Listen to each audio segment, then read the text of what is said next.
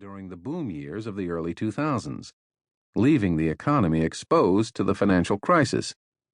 This, they argued, made draconian spending cuts inevitable. However, as the crisis hit in 2007, the United Kingdom had the lowest debt-to-GDP ratio in the G7, lower than when Labour had taken power a decade earlier. And if Labour was supposedly running excessive deficits, the markets remained strangely unconcerned, with market rates on British bonds running close to pre-collapse lows.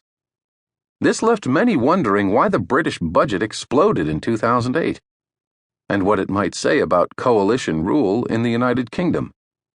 These questions, however, were strangely missing from discussion during the election.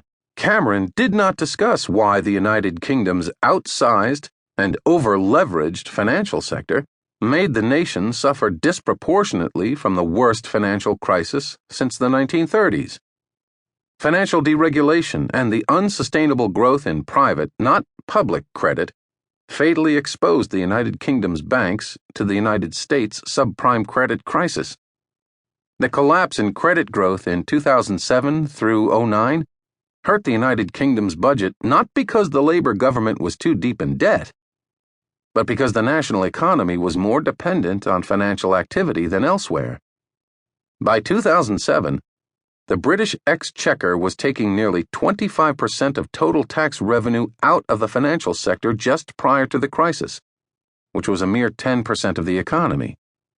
With the financial crisis, these revenues plummeted, leaving the government short of cash and needing to borrow heavily. Bank robbers. As households and firms clamored to reduce their debt levels in the wake of the crisis, the automatic stabilizers of government deficits allowed the economy to return to growth relatively quickly by 2009 through 10. Government budgets, public debt, took the strain of bailing out British-based banks such as the Royal Bank of Scotland and Lloyd's, sources of private debt, that would otherwise have collapsed, destroying the assets of the people who opposed bailouts in the process. The conservative Liberal Democratic coalition diagnosed the nation's woes as symptoms of Labour spending excessively on welfare and wealth redistribution. The government then set about reducing the deficit by slashing social programs and public employment. Austerity policies very quickly pushed the economy back to a near recession, averted only by slowing the pace of deficit reduction and encouraging private sector credit growth through government guarantees on home loans. The coalition's spending cuts were never reinstated once the economy began to recover, and its austerity policies were politically selective. Healthcare and pensions were spared the axe, programs that disproportionately benefit older citizens who tend to vote conservative. The government focused its cuts instead on the younger end of the working population.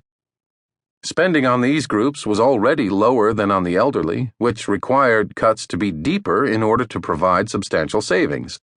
Cash benefits and local government employment, for example, took 50% of the budgetary hit, while almost $14 billion, around a quarter of the total government spending reduction, targeted disabled people.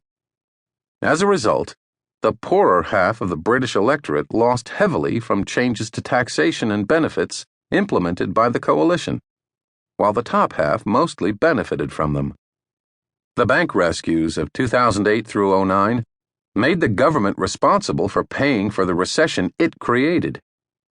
The Labour economic system forced private debt to be the responsibility of government budget setters. The coalition government, in turn, passed its financial woes on to impoverished citizens dependent on government spending.